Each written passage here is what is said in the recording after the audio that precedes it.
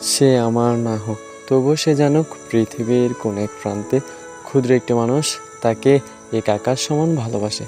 সে জানুক তাকে এক পলক দেখার জন্য কেউ আজও অপেক্ষা করে বসে থাকে।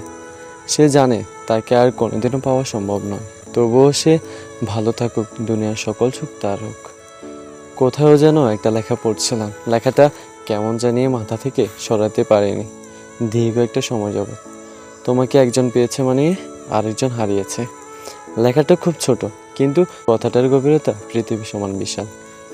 কেউ একজন দিনের পর দিন, মাসের পর মাস, বছরের পর বছর কাউকে নিজের করে পাওয়ার জন্য স্বপ্ন দেখে যাচ্ছে, অপেক্ষা করে যাচ্ছে।